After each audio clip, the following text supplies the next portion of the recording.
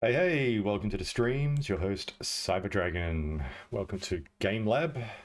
And this is your place where you want to learn some logic and how to put stuff together. If you have any questions or are stuck with something in your game, this is the place to ask, and I'll be able to show you how things are done.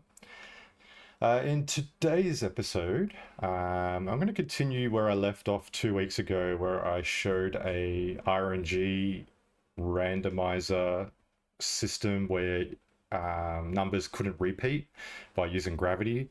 But I'm going to do it in a different way that I discovered after that stream. I don't like using the gravity because of multiplayer lag issues and things like that, and resetting is not that good. So I was thinking of other ways to get it done, and I think I've got something. So I'm going to try to put together a quiz game where a question pops up. There are 4 answers. You stand on the right floor, and if it's correct, you live, and if it's not, you fall through the ground. I have made this game before in like version 0.9 of Game Maker, like a while ago, but we've got the rule system now and other ways of doing things. So yeah, we might try that on stream and see how it goes. But thanks for tuning in. Buster Wind, Hoodlum, welcome to the stream. All right, so what we're going to do today is learn how to make a randomized quiz where the questions don't repeat, and still use the RNG system in the rules. So we'll just go straight into the rules. And here we're going to create a few things. So here we're going to do the HUD. So we want to show the HUD when the player joins. Awesome, we'll have a HUD. We'll have a number RNG over here. So we'll go ahead and create a global RNG. And this way we can see it working. So that's no problems. And here we'll have another one called selection, global number, selection. So that way we can see if we selected the number that's next in line. I think that's good. We also need something else. Here it is RNG max. So if we have max questions of 10, we don't want the RNG to go past 10. And once it's selected 10, we want to stop the RNG so it's not consistently ticking for no reason. So we'll go ahead and just put in RNG max. And we've got a few things set up now. Cool, nice and easy. Next, we want an RNG trigger. So we're going to go roll a random number. We'll bring this down here. And this will allow the system to generate a number between, say, 1 and 10. And we'll use RNG as the message. And the message we want to select is RNG. And then we'll compare RNG results. So when we send a message RNG to the rule system, it's going to select a number between 1 and 10 and store it in the variable box called RNG. And then we're going to send a message to compare that result.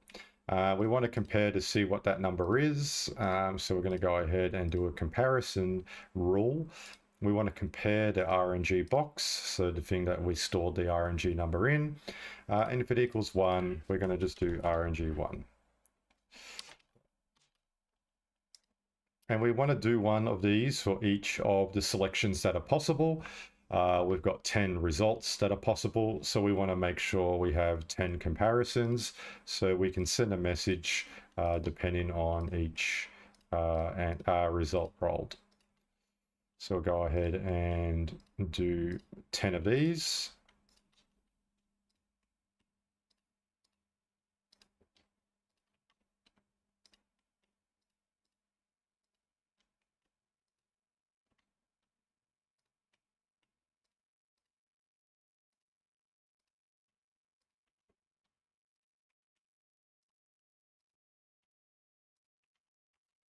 RNG 8, RNG 9, and the final one is RNG 10. Cool. Now when we send a message RNG, it will select between 1 and 10 and then send out a message depending on what number is rolled. We can test this out. So what we can do here is we'll use a panel. Press L on a keyboard and type in panel and make sure it is a basic prop. And you got the museum info panel here. And we'll bring this in. We'll just rotate this around. And here we'll put a message broadcaster. So it's going to wait for the message, and the message we're going to wait for is interact. So the player needs to press E on the panel to trigger it, and it will send the message RNG. We don't want to send it just in this bubble. We want to send it to the rules, and that should do. So we'll go ahead and save this, and then we'll test it out. This is a pretty basic setup that I've shown multiple times in streams. So if you watch my streams, you should be familiar with this setup by now. And now when we press E on the panel, on the HUD, it should show a random number between 1 and 10. So we'll, once the saving is complete, we'll check that out.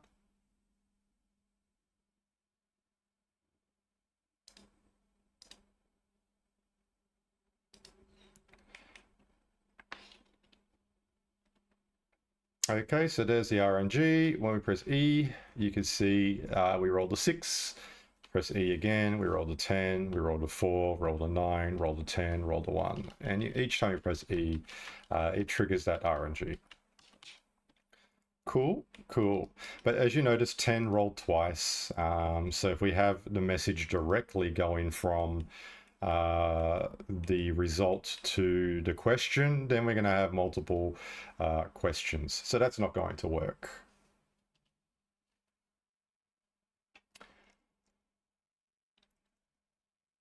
Hey, Network Music, welcome to the stream. You've asked, are there different texture packs you can use? Texture packs are not a thing in Game Maker. Here you got a library of all sorts of blocks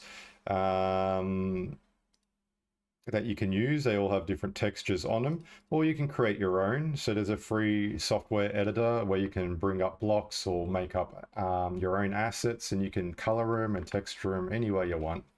People have created some really nice environments, really cool stuff. So it's just your imagination that's limited when it comes to design. So you're able to do whatever you want as long as you can think it up and do it in the free software. So yeah, you can download other people's assets as well and add them to your library. So you can flick through our marketplace and check that out as well.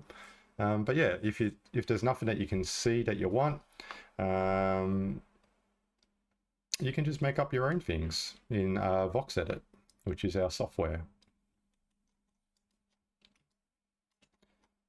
So here we're going to add a health component to a numpad. And here we're going to, instead of destroy, we're going to respawn to tag. And we'll just call this, what should we call it? We should call it target. It's going to respawn to target. We don't want it to have a delay, so we'll just do -2. And the message for this one,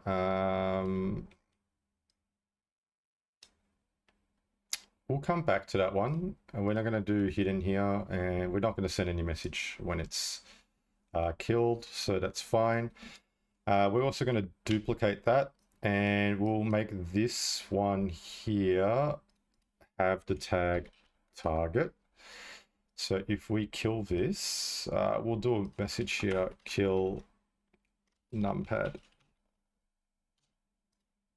So when we send a message kill numpad, it should respawn this one to the tag target, and we put the tag target here. And we'll make this one invisible so it can't be seen, and no collisions, and this one here just no collisions. And what we'll do here, we'll bring this closer so we can see it.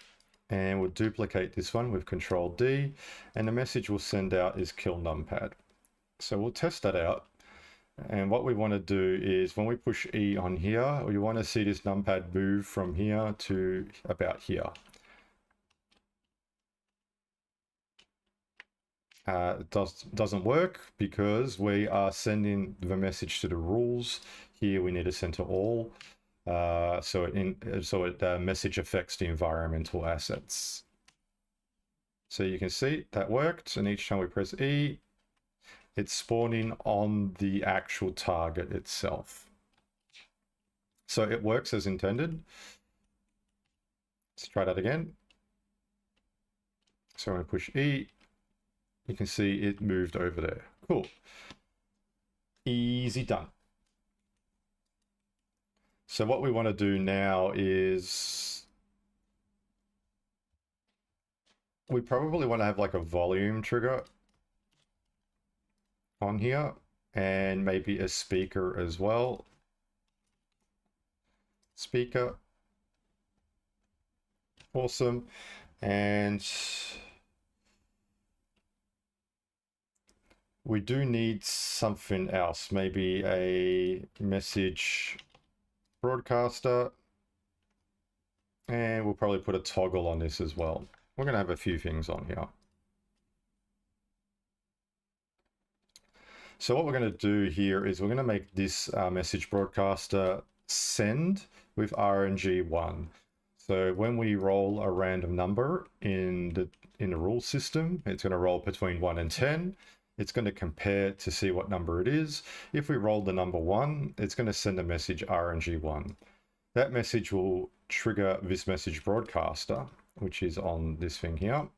And what we want to do is we want to send a message to everyone in range. We'll just make it small, like 3.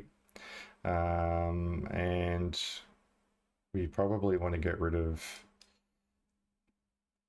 these yellow ones there just for the sake of seeing what's happening. So when we roll RNG1, we want to trigger RNG1. And we're going to trigger RNG1 to kill it. But we're also going to, we'll get rid of this volume for now. We're going to also toggle off this so it can't be triggered again. And we can toggle it on with reset game. So we'll worry about this later, but we've got a message to turn it on when the game resets. It will automatically start on, so we're just sending a message to turn it off. We want to send a message here only once.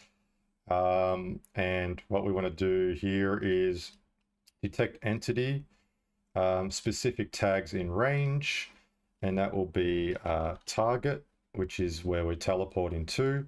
When it detects target, we're going to say trigger target.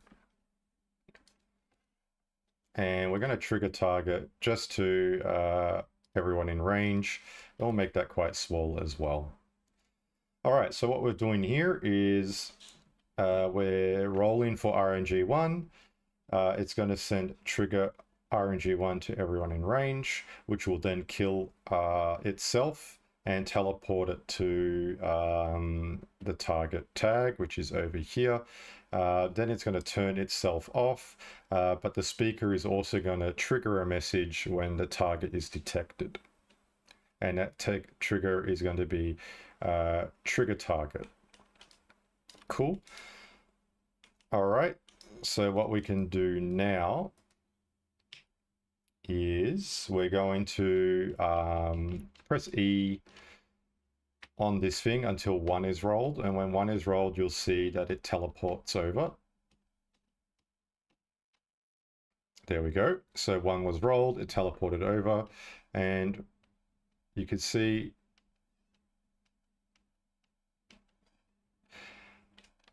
each time 1 is rolled, it kills it again. Now, what you need to understand here is that even though we have toggled it off, when you reset or respawn to tag, it will allow everything to trigger again. So it doesn't remember the state that changed after the death. So everything resets to what it was prior to that death. Hope that makes sense.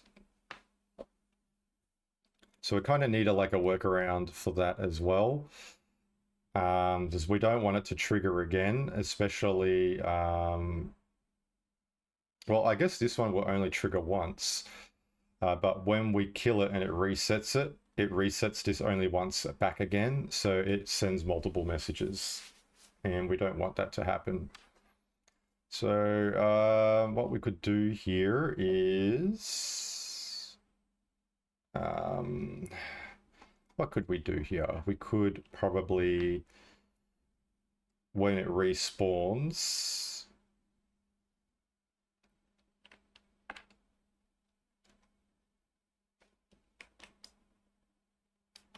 maybe we can have it toggled off to begin with. Wait, but that will still allow the only once to trigger. Will it?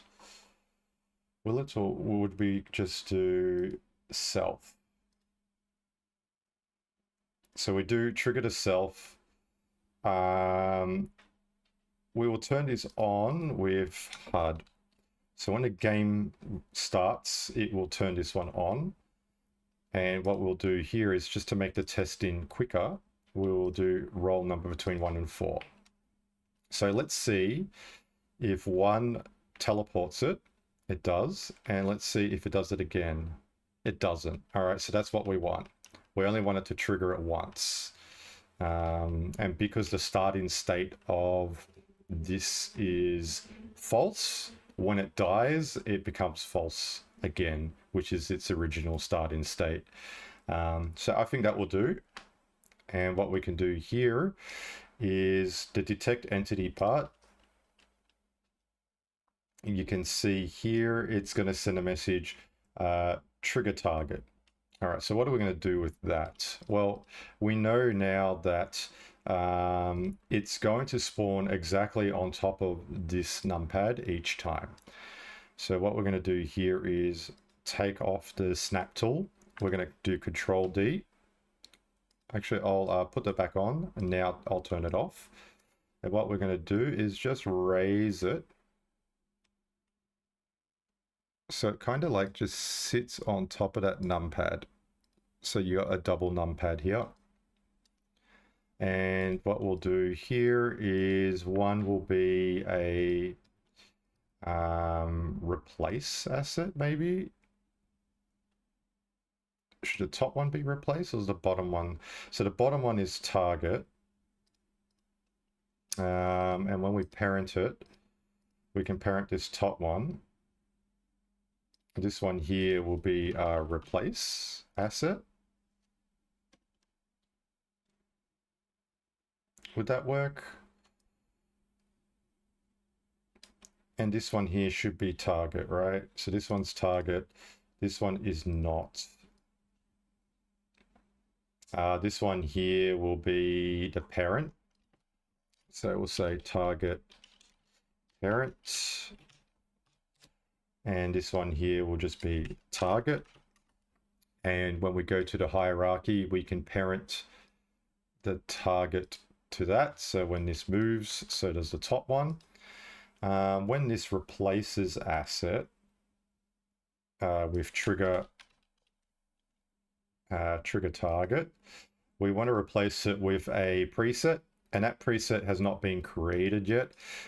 This is going to be the preset, so I'm going to go ahead and save it as a preset. And now we can tell it to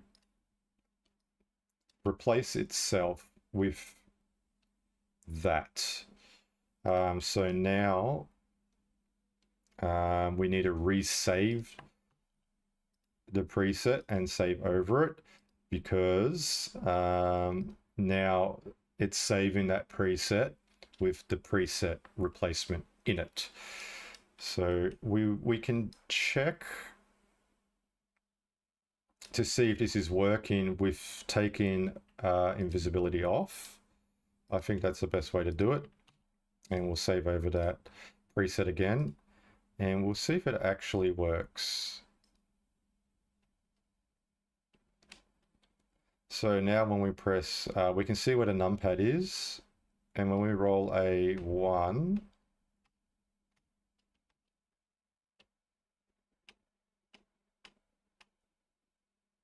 okay, it rolled a 1. It spawned exactly where it was, and then the next level is there. So it kind of pushes up the target tag.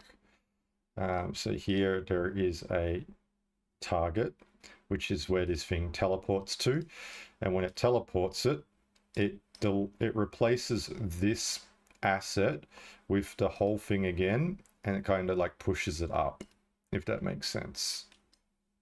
So when we now do, let's just say we duplicate this one, and here we're going to do RNG2. We're going to trigger RNG2. It's going to kill it, and it's going to turn it off. But the good thing here is we don't need to have individual messages for this. We just need the individual message here. So we can say trigger RNG. And because it's only sent into self, we can say kill and turn off. And we can kind of do the same with this one as well.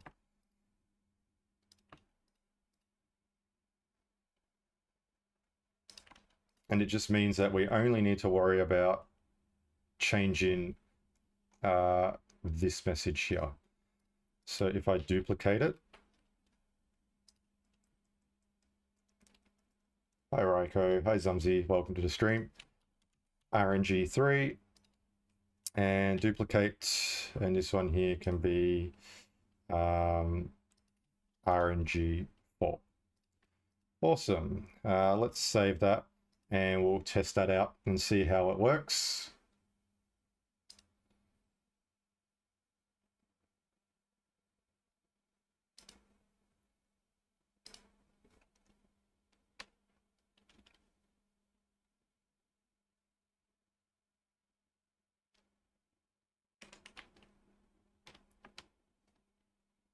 Okay, so now when I press E, it's spawn number 4, it's spawn number 1, spawn number 3, spawn number 2. I was lucky that it only did one of each. And you can see now the numpads are stacked on top of each other. There's only a slight gap in between them. But that's basically teleporting one of each result, so it's like stacked. And if you have like 20 questions, in this case we're going to have 10 questions. So I'm going to go ahead and stack 10 of these. I'm going to duplicate. And this one here is going to be RNG5. Duplicate. RNG6, duplicate, RNG7, duplicate, RNG8, duplicate, RNG9, and one more. And this one here is RNG 10.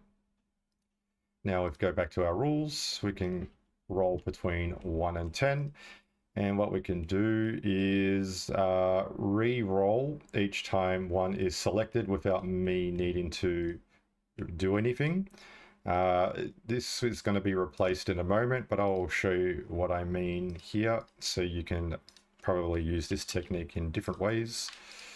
So we're going to wait for message, and that message will be RNG, and this is 1, 2, 3, 4, 5, 6, 7, 8, 9, and 10. And we'll send the message RNG to the rules. And basically now when I push E on the thing here, it's going to automatically go through. Well, it's supposed to. It's supposed to keep going, but I guess that there is...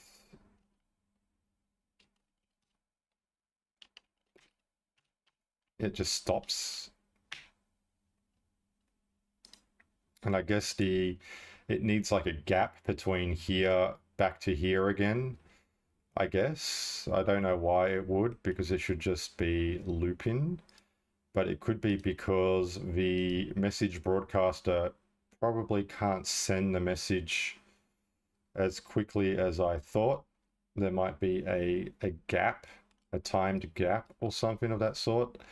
So what we can do here is do RNG delay. And we can send it to the self. And we can probably put a speaker on here.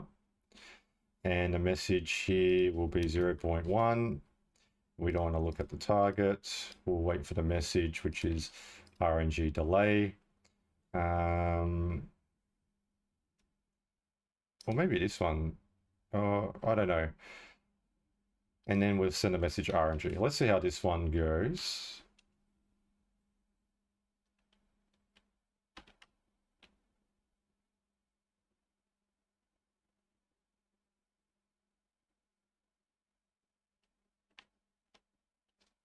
Okay, so it's kind of done it. We do have like a gap. So that's not ideal. We need to kind of stack it so there is no issue like this.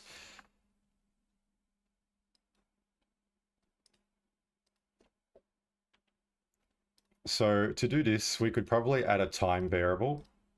So time, we'll make a global time delay. And what we could do here is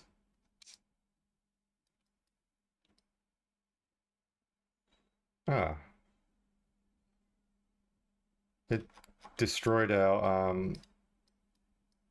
did I delete that? I don't think I did. Okay, I must have accidentally deleted it. What we can do is get rid of the speaker, and here we can do RNG delay, and we'll send it to the rules, and then we can do a timed event. So we'll go time, start timer, and here will be RNG delay, and we're going to get our time, and that time will be 0.1, and then it will send a message RNG. So it kind of has like a delay between actions, maybe 0.25.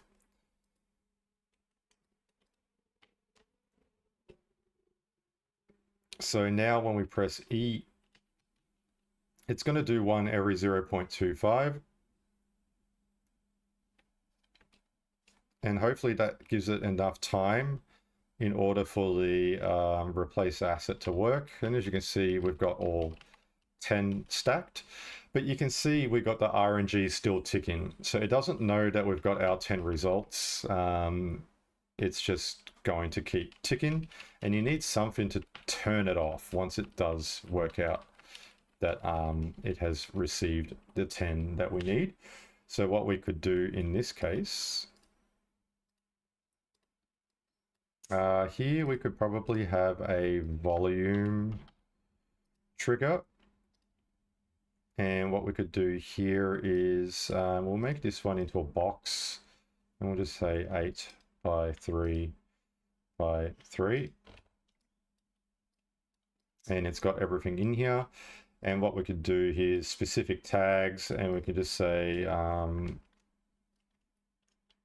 just num. Num will do, doesn't really matter.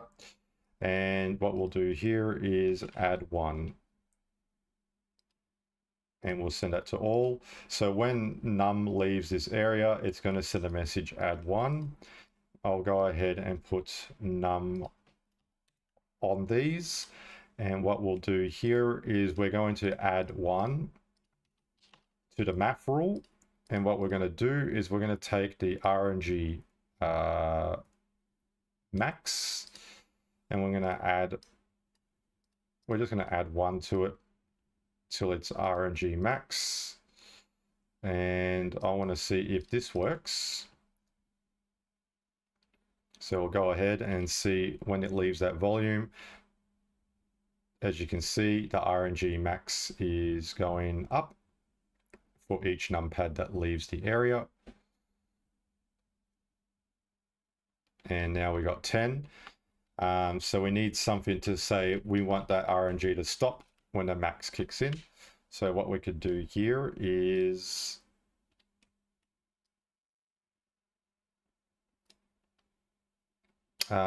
here we got RNG, we got RNG delay, we can do RNG compare, and then what we can do here is we can put in a couple of comparisons. So we'll do RNG compare, and if RNG max is less than 10, then we can say RNG. So now when we do the delay, it will compare. If it's less than 10, we will go ahead and cycle again. If it's more than 10, then it's complete. So what we can do is duplicate this one, and we can say if it's equals or greater than 10, we can start game.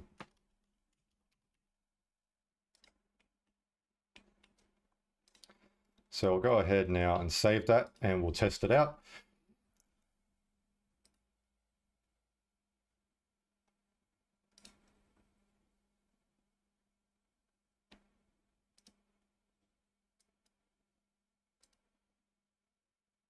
And now once all 10 are selected, it should stop the RNG system and then send the message start game.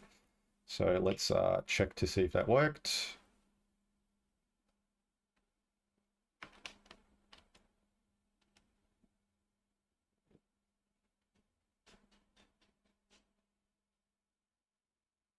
Okay, so it has. We've got our 10 results, and you can see the RNG has stopped ticking because it has no more selections to eliminate. So that's all good.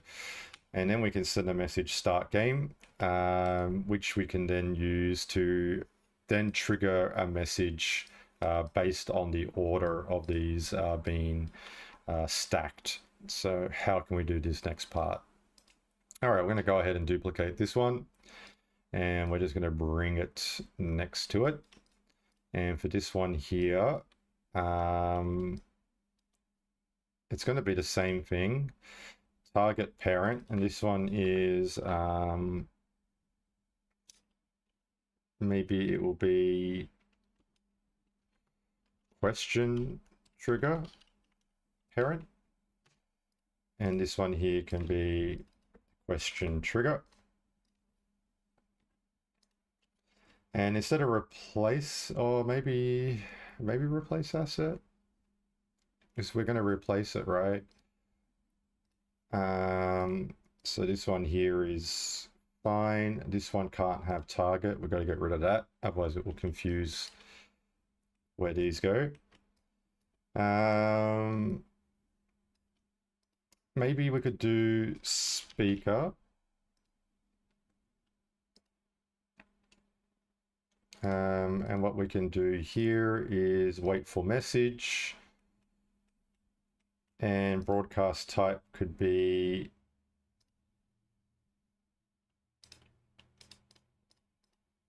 everyone in range. No, that's not going to work.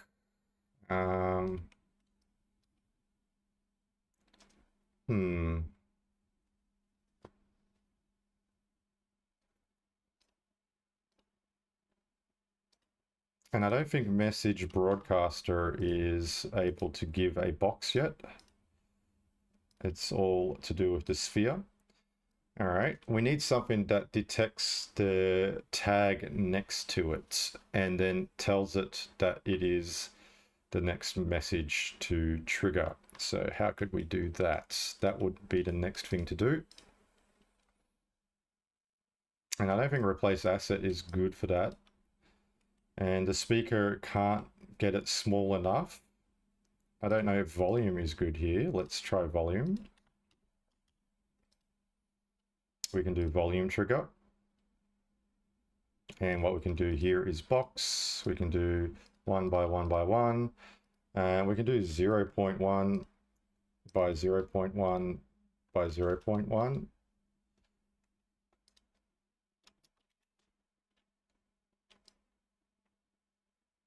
And we can widen it out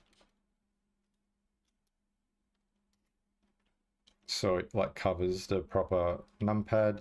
We could probably do 0.075, probably even smaller than that, 0.065. Yeah, that should do it. And we just need it to be a bit longer so it covers the numpads next to it.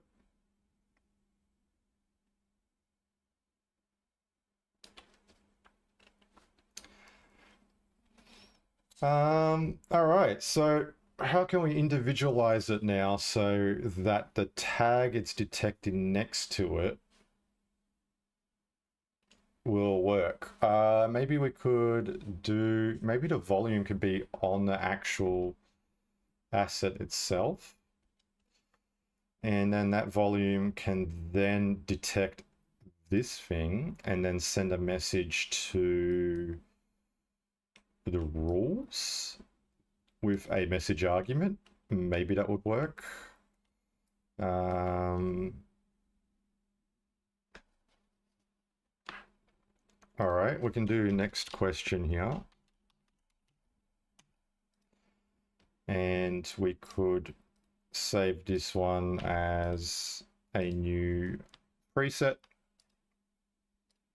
We can have this one be that parent, and then we can save over that preset. Awesome. We don't really need to have that message broadcast event. Play game for fun. How's it going? When Game Maker 11? Is it tomorrow? No, it's not tomorrow. Maybe next week, but it's definitely not tomorrow.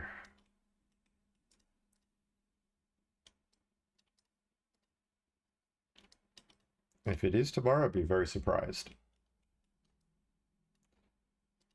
All right, so we got our volume triggers idea. So I'm going to go ahead and add volume to all of these. And it's going to go ahead and put that on. And what we can do here is the volume. We're going to edit. And the volume here is going to look for specific tags in a box. The tag is going to be question. And we could use the same stats that I kind of put on here. Did I get rid of that? Yes, I did. All right, what I could do here is put a volume on it again so I can measure it out. And the thing would be to have a box 0.5 by 1 by 0.5. Okay, so this one's 0.1, 0.606.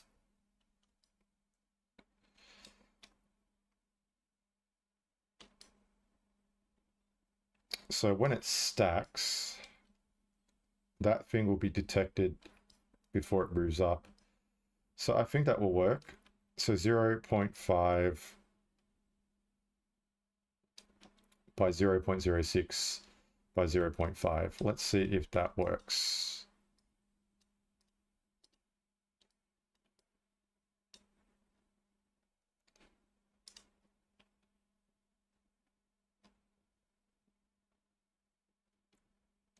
0.0, 0.5, 0.06, 0.5. When it detects it, it's going to send the message question, and we're going to use a message argument.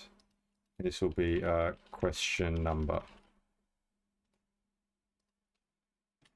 and that will go to the rules, and it will be looking for the tag question, and we can put that on this.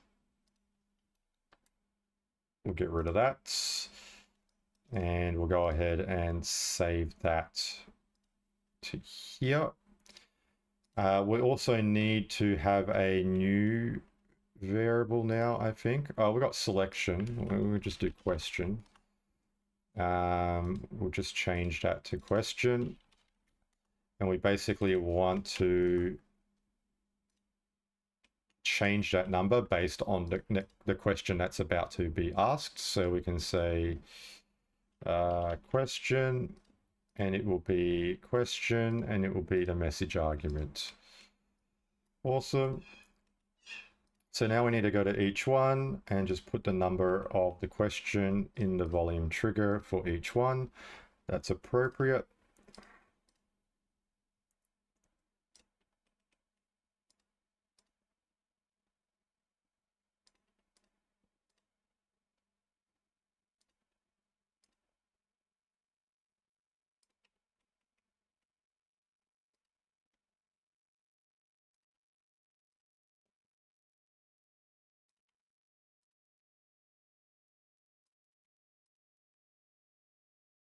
Okay, so we got all 10, and we do have a replace here called next question. So I'm going to go ahead and do that for this one for testing purposes.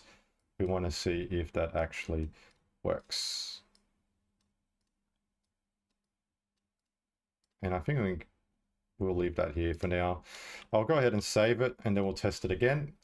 So basically what I've set up, if it works, is that when the question randomizes and sits next to the numpads next to it, it will send a message argument to the rules to say the question next to it is this number. And then when it goes to the next question, the numpads should move up to the next row and then detect that tag.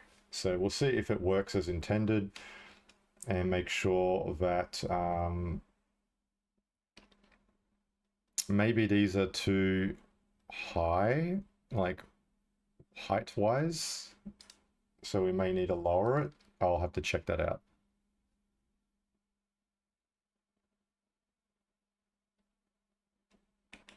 Let me check once before I do it and see if we can actually get like a thin slice happening for the volume. So we got 0.06.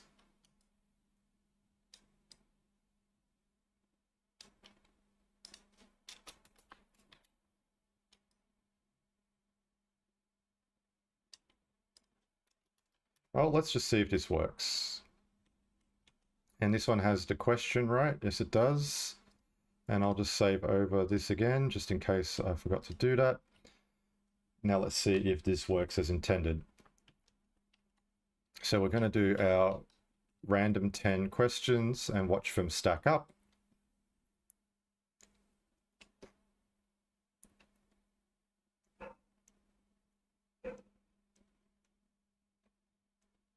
But the question number is also changing. So I don't know if that worked as intended. So if I press E here, next question is 4. Next question is 1. Next question is 1. Next question is 1. Next question is 1. So it is some sort of it's not working as intended for that purpose, but we can always fix that up. So this one here is question. We don't need to have anything else. We just need the numpad next to it to be the thing that triggers. All right, let's bring this up and make some adjustments. So we want to make that as thin as possible because it's not working the way it should. So if we detect a question, it's going to send that message, but this one here is a bit too thick. And because the anchor point is not in the middle of the asset, the volume is not in the middle of the numpad either. So when it stacks, the one above is still detecting and sending a message from underneath, if that makes sense. So what we could do here is we could look for another asset to use. I don't know if the tile is any better. Let's have a look.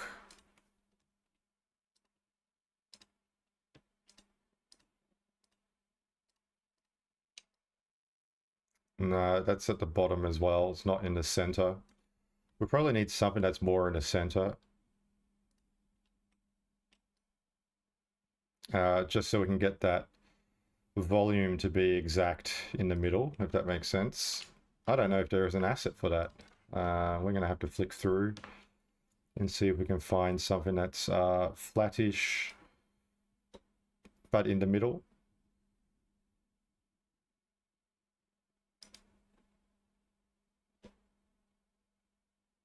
Or we could just have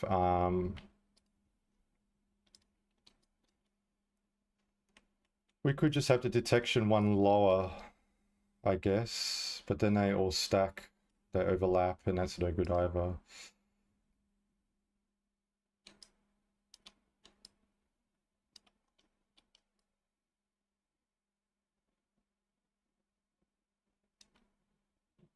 How thin can we make this? Let's find out. 0.01.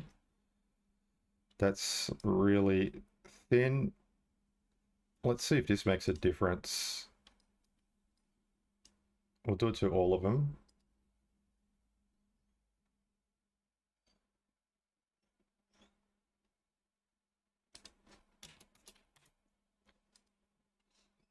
Okay, let's try again. Because that question one shouldn't change after the first one is teleported. So it's 2, 6, 8, 3. So I don't know why that question one is changing, because that volume is not touching that bottom one. Did I put the tag elsewhere? No, numpad. Let's have a look again.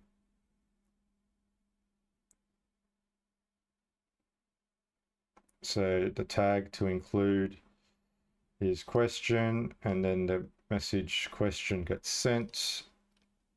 That gets sent to set the variable question via the message argument of the volume that's sending it. And that should be it, right? There shouldn't be any other changes to that variable. We haven't added it to anything. So that's kind of strange, because it's not thick enough. The trigger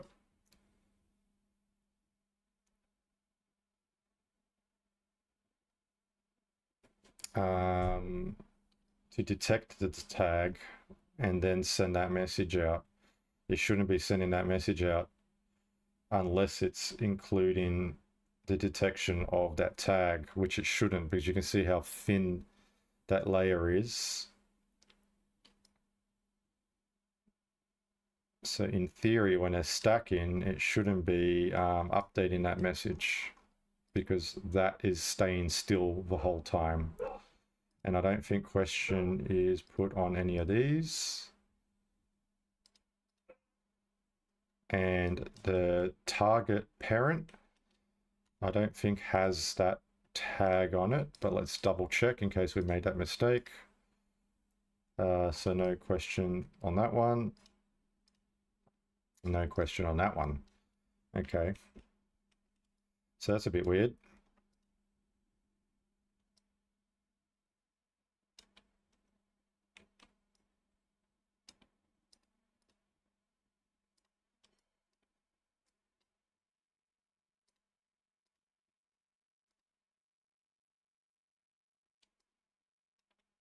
So we've got add one when these things leave.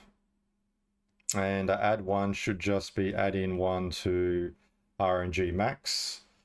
So it's not targeting any of the question variable. So that's kind of strange. That's not working as intended. Because volume shouldn't be detecting that at all, to be honest.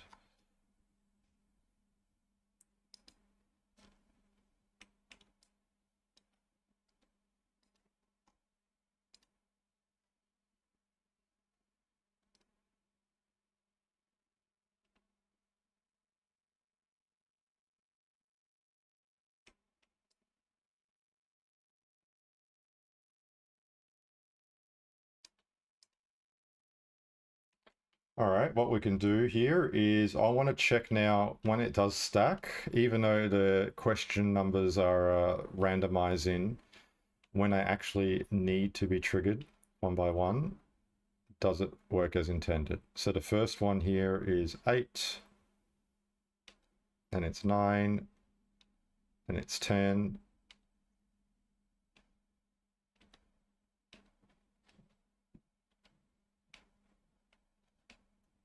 Yeah, I don't know why that's occurring. It might be something to do with the resetting.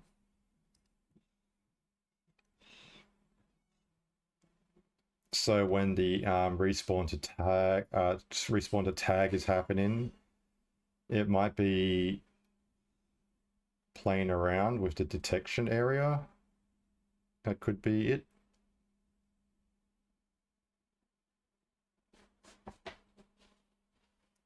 I don't know if it's true or not, but that's what it feels like.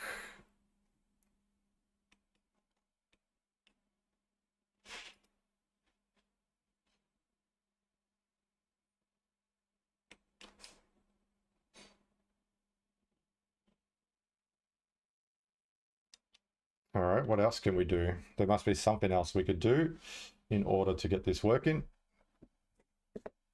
Maybe we can check out other behaviors and components.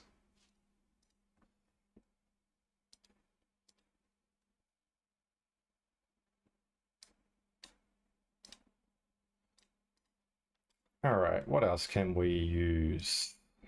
We could, message broadcaster may not be the best way because it's done by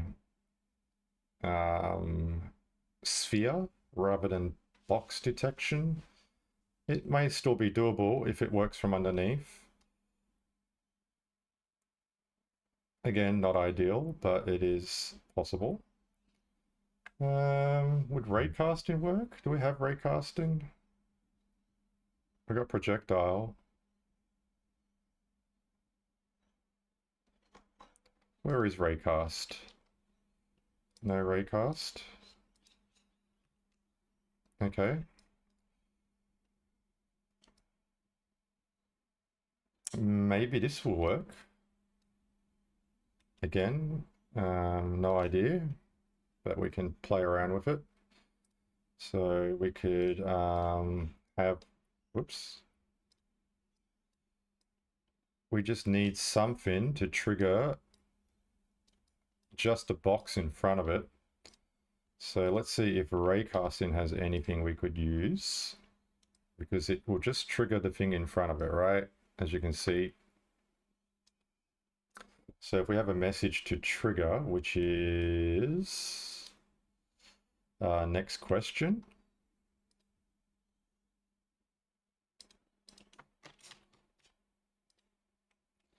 and it's going to shoot ahead.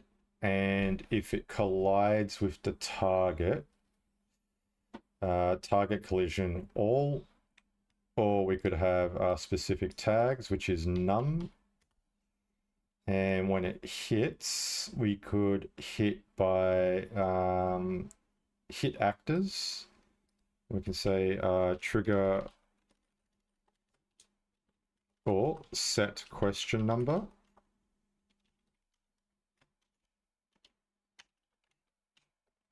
This is all unknown territory. I don't know how well it's going to work or not. But if we send the message next question, it triggers the num. The numpad will trigger on itself, set question number. And when we come to our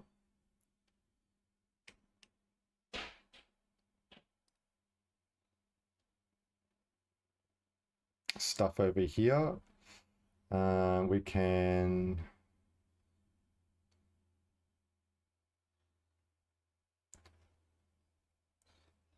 set question number. This one here requires detection and can't be done by message, so that's not going to work.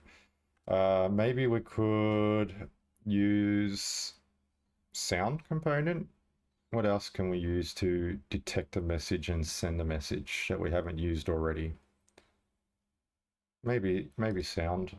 Let's try that.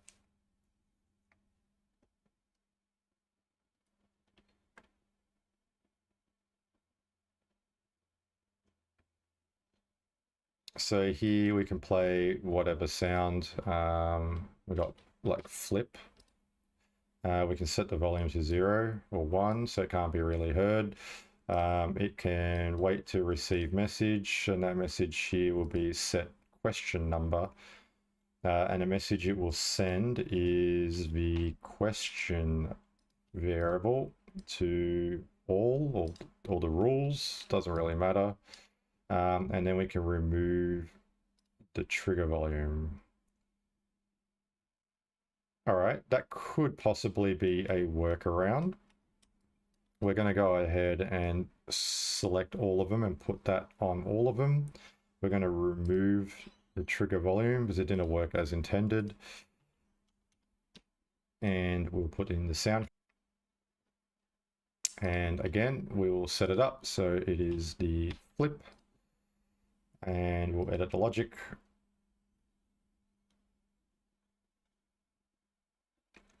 We'll put the volume down.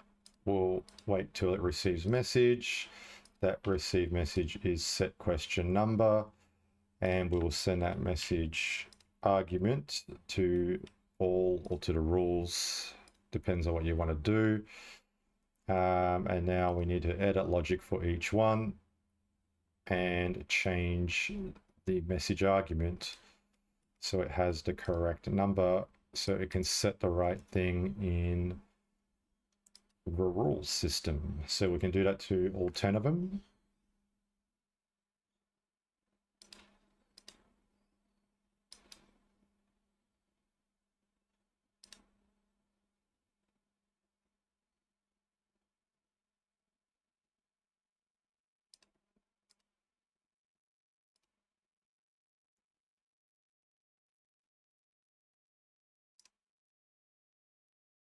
And now I'm relying on the raycaster to work. And hopefully it does what it's supposed to do.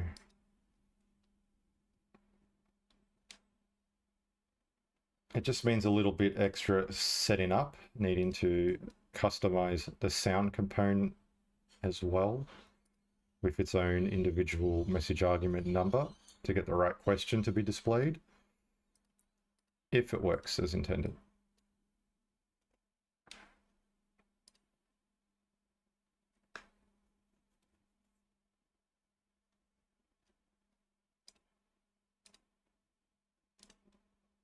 Right.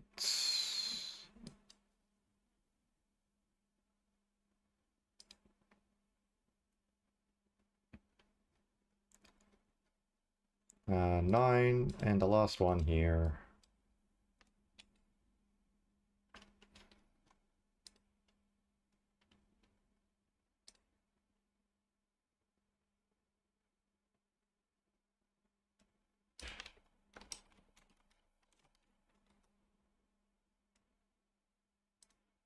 And this one here is 10.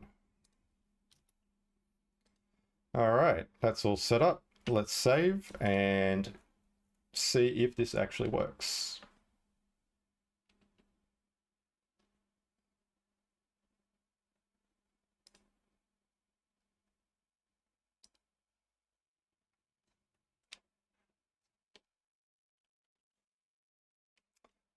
Alrighty. So next we're going to randomize the questions. You can see that the question HUD is not putting any numbers in. All right, next we're going to trigger our raycasting.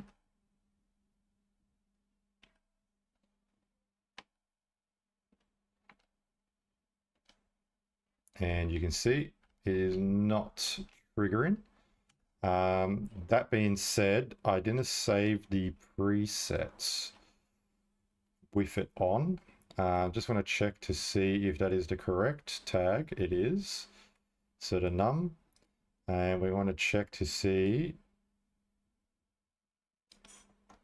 if it's actually going to hit anything.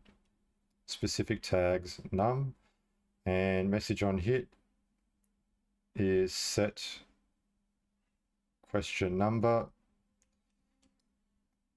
All right, let me save this as a preset and see if it does anything different.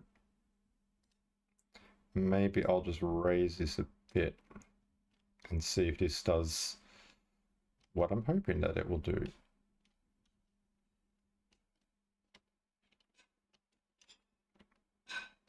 It does not.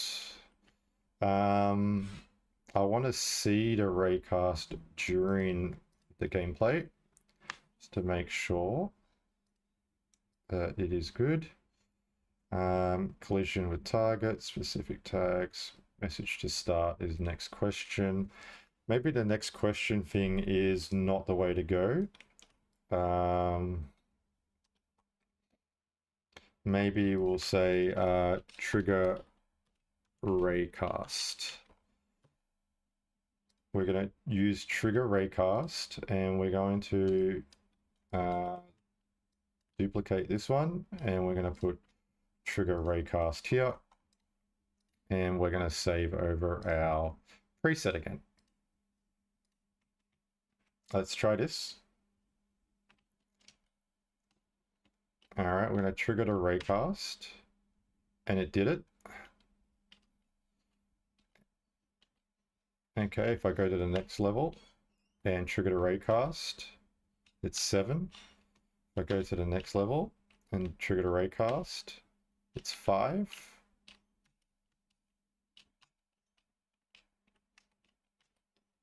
Two, 10, 1, 9. Okay, this is actually working. 4, 3, 6, and that should be the last one, right? Yep. Because the last number rolled was 6, and triggering the raycast is all good. All right, let's see if the very first number is triggered. So if we do a roll, 7 is the first one. So if I go ahead and trigger this, 7 is the first one.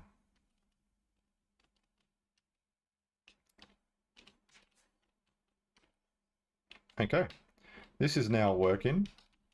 We have our randomizer. So these 10 numpads are stacked randomly between 1 and 10 based on a rule system. Once it's reached all 10 variations, it stops the RNG system. We have a another system that works the same way, but that has a raycast on it. So that way,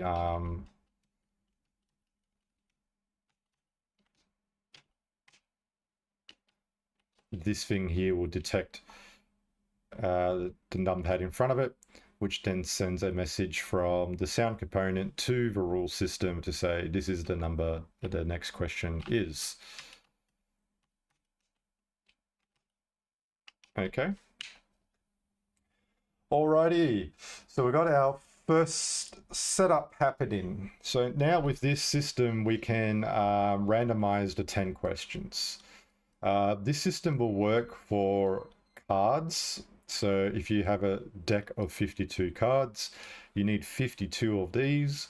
You just need to change the max number to for the roll-in from 1 to 52. You need 52 comparisons here. Because there's 52 different results, and then you need RNG max to be here 52, and then it will go through all 52. It will stack them one by one, and then you can have like a card game that works with this system. What we wanted to do here is have a quiz game, right? So once the 10 has been selected, we can start game. So what we can do here is we can have a banner that will pop up with, I don't know if start game will work for that one, but what we can do here is just have, we'll call it global banner.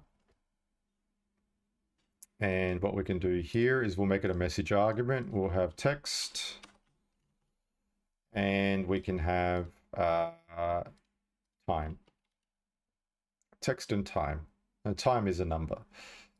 And what we can do here is we can have the duration be the message argument, which is time. And what we can do is have a set text value. So we can have the value of text. So we'll just go ahead and make a global text. We'll just call it text, or even better, global text, because you usually have a local text and global text, and we'll just make that the message argument. So when we send a message global banner, it will set the text and set the time based on the message argument, and we can display that text. So when the game begins,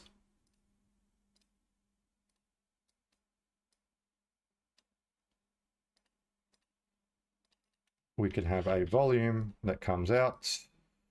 It detects everyone, and when it enters, it will send a message global banner, and that text will say game begins, and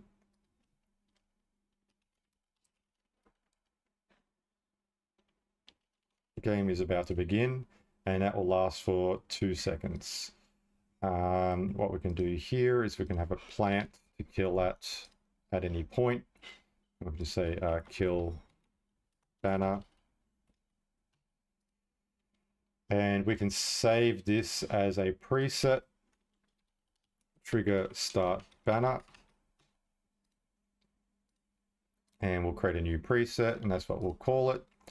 And what we can do here is we can have an asset spawner. We start game, spawn the trigger start. So when start game happens, it will spawn a that preset. The volume will come out and touch everybody on the experience, and that will trigger the banner. So let's see that in action.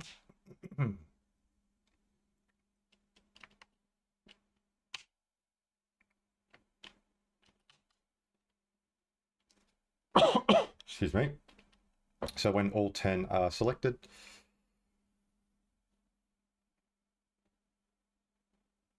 it should trigger the start game message, and the banner should pop up.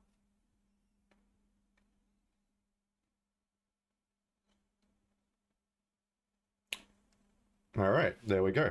Game is about to begin.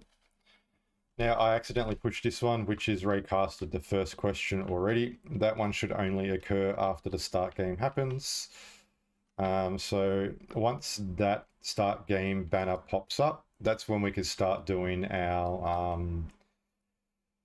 I call it like a logic chain, time chain. So what we can do here is we can have a time, and we'll call it time chain.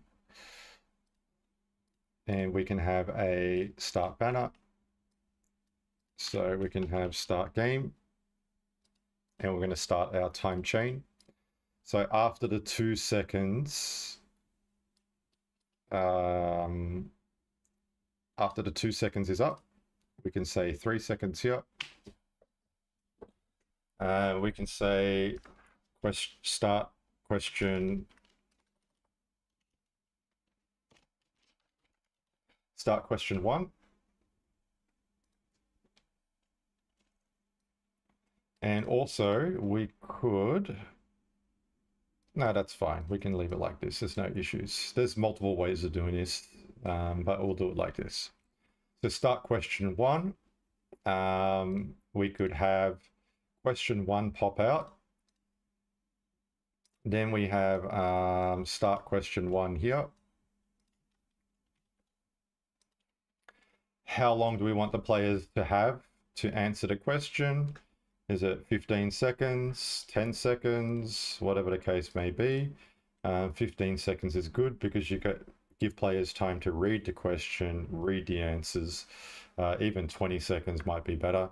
And then we could say end question 1. Maybe we need multiple things to trigger as well. So when we start question 1, we want to trigger something. So maybe we could say, we'll use, do we have the on? Yeah, we got the send message. So we can have start question 1, which will then also trigger raycast. Because that's what we have here, right? We got trigger raycast. And then at the end of the question, we got next question, which would then send it up 1, right?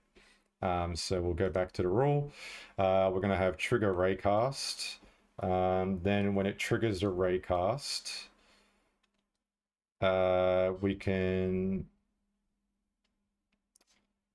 it will set the number in the rules. And then we need to compare to see what that number is. So we trigger raycast, then we could duplicate this, and with the trigger raycast, we want to check question number. So now we're going to check question number, and what we can do here is we will compare what question it is, and if it's 1, then we're going to do question 1, and we duplicate this, and if it's 2, we're going to do question 2, and you need one of these for each of the different questions that you have. So if you have 100 questions in your game, you need 100 of these. We only got 10, so I'm just going to go ahead and do all 10 of these.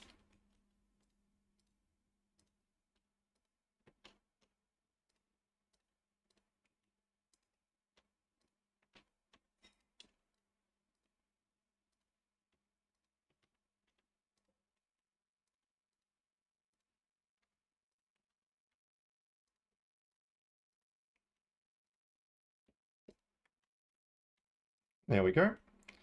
So depending on what number it is, it will bring out the question, and we'll leave that there, and we can ignore this now. For the time being, we don't need to make any alterations with our time chain. Basically, it's going to trigger the raycast. The raycast is going to set a number. Then it's going to check to see what number that question is, and then it's going to bring up that question in the environment for all the players based on whatever the raycast is. And then after question 1 is done, which is 15 seconds, we're going to end question 1. And then what we need to do here is send a message to end question 1. And we're going to say check results. And then we can have something that removes the wrong answers and leaves the right answer. We'll need to work on that next bit because that is not straightforward.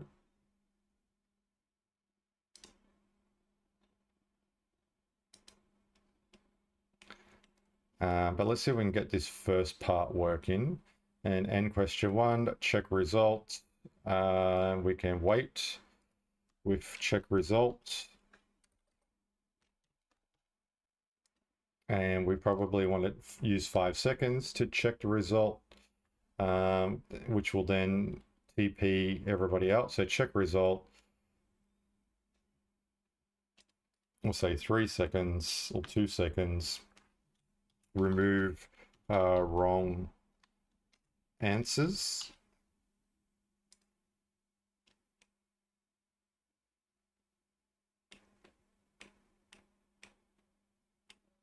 And then we need something to trigger, remove wrong answers. So we need something now that determines the right and wrong answers of a question. But one thing at a time, right? We'll put this timer on the banner so we can check it out and see what's happening there. So I'll put it up on the top. It's going to be the time chain.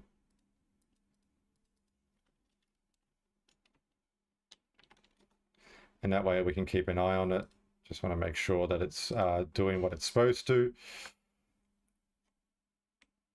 So with question 1, question 2, question 3, there are different ways you can do questions. You can do askers, which is not ideal. You can do NFT displays, which may work. You can use indicators, which will work as well. So let's bring up a way to put in questions.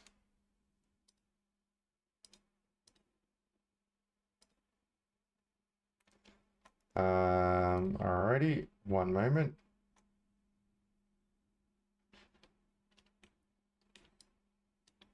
So we could have a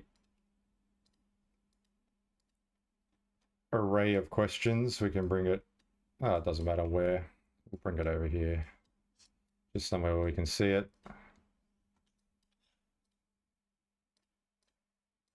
And is not in the way of anything else. So you can have askers. And question 1 will bring up question 1.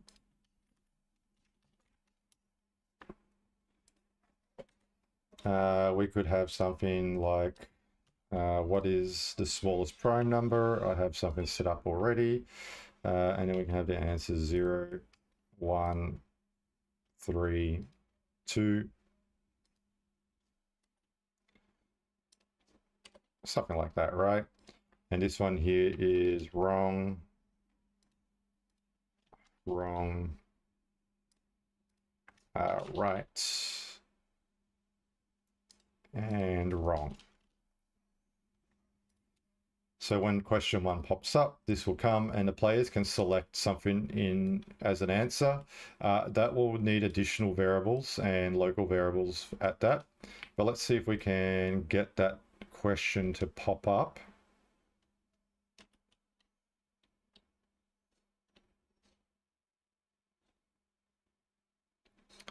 And what we could do is just move this up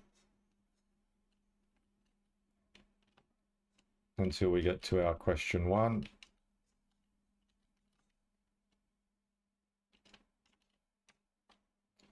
So we got 1. And now you can see what is the smallest prime number.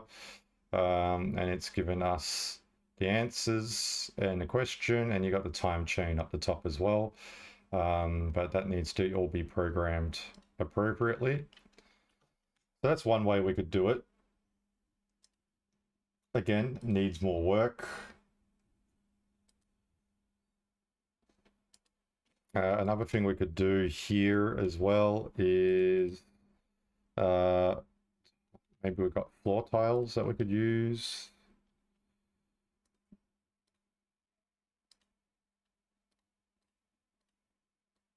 And here we could have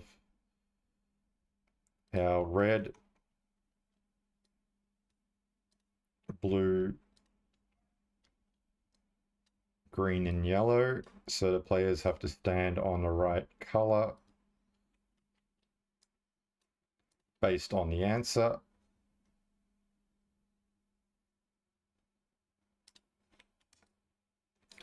And instead of having the question pop up in an asker, which freezes the player,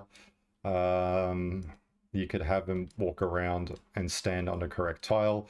And if they're correct, it will be fine. And if they're not correct, oh, sorry about that. If it's not correct, then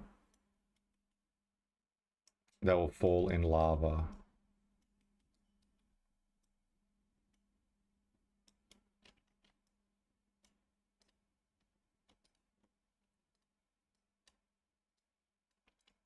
Like that. And then you can have red,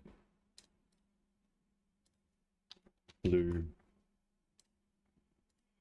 green, and yellow.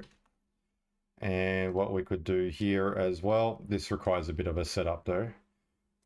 You can have indicators.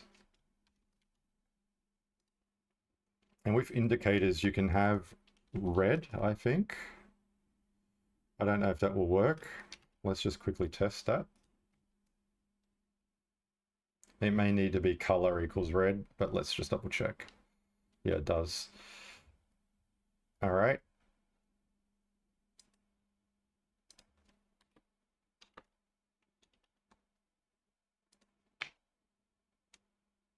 And we'll check it out. Make sure it, yeah, so it shows it as red. And it's was laggy. And you can even give it bold text so it's easy to read. You just do B. Awesome. And again, you can just do 0. And the second one can be blue, which is 1. The next question is, sorry, the next color is green for that answer, and duplicate that. And yellow.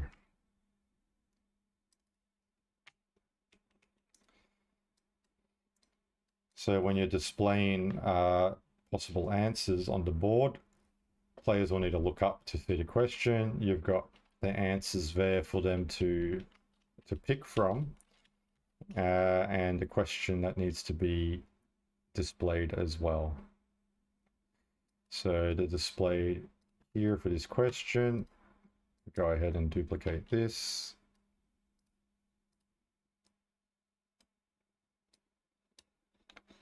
This one here was just going to be white. We probably don't need to have that at the beginning. And what we can do here is to make it easier to read. You can just have like a little block like this.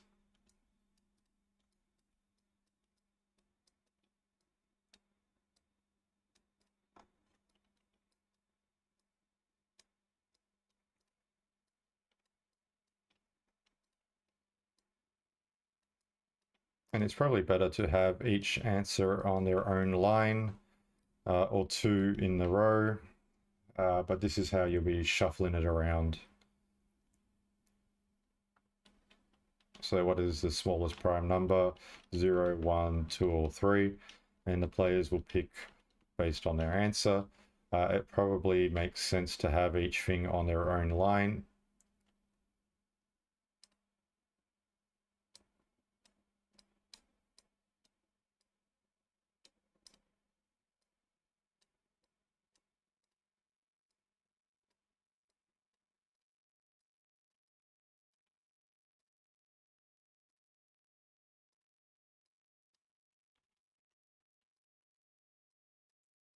And if this text is too small or you want it to be a bit bigger, you can just highlight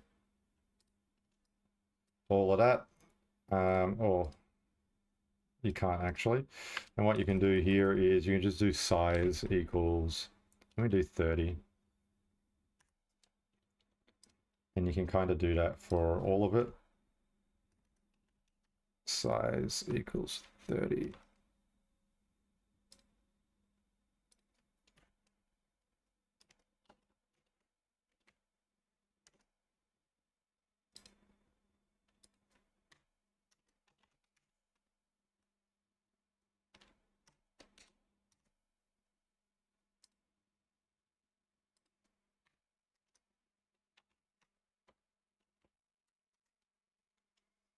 And just make these invisible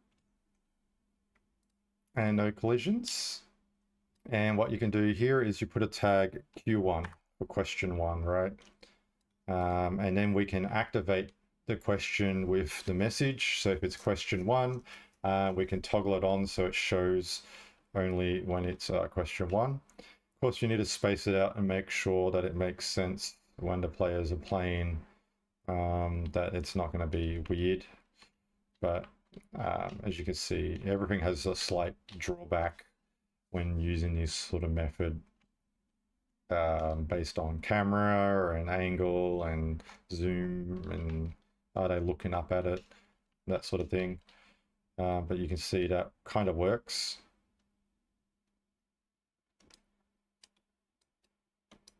I'll bring this down. And the last thing would be is the actor properties. So we'll go ahead and show that.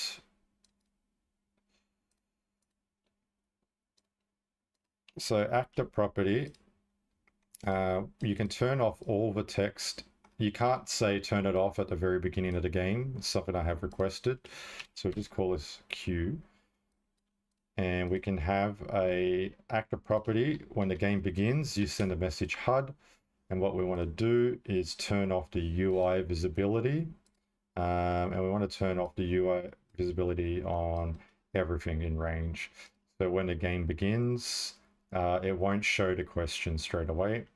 It will show it for a split second and then it's gone. We want to display that question when question 1 is selected in the rule system. So when what we have here on the asker was question 1. So what we need to do is duplicate this. And what we want is to turn on the UI visibility for question 1.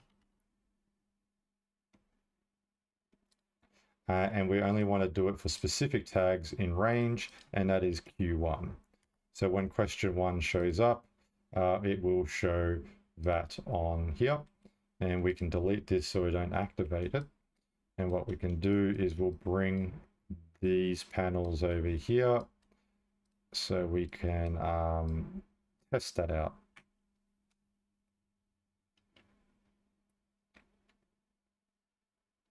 So now we can randomize our questions.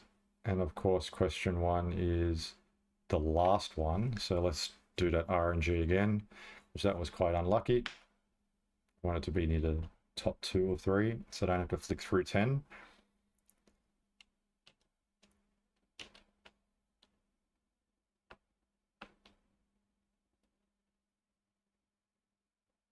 Okay, looks like it's the very last one again. Yep, the RNG gods are just lolling at me. What I could do is just, well, no, because then it will ruin everything. All right, try one more time. Hopefully it's not the very last one this time.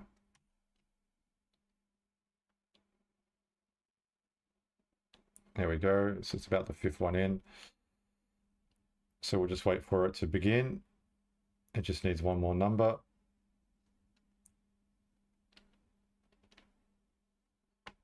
There we go. The game can begin.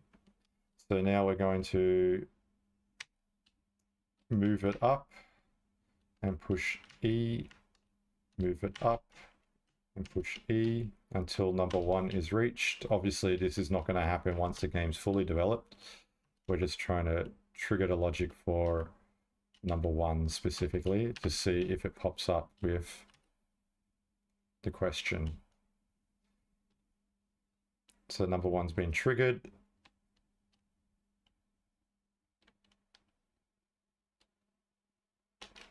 Doesn't look like I've got it working here.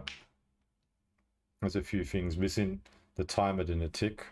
And I think the timer only ticks with start game and then start question 1 and then the comparison. So it kind of needs to be the first question for it to work. So what I'll do here, for the sakes of testing, I'm going to save it because we made quite a bit of change. And then I'll just make it so it can only roll the number 1 once, and that will be fine.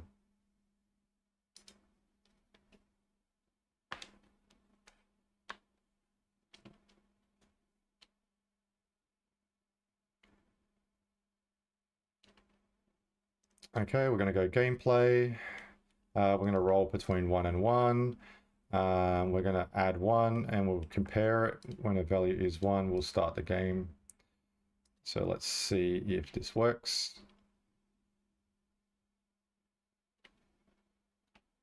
So we're going to roll. It's rolled 1. Game's about to begin.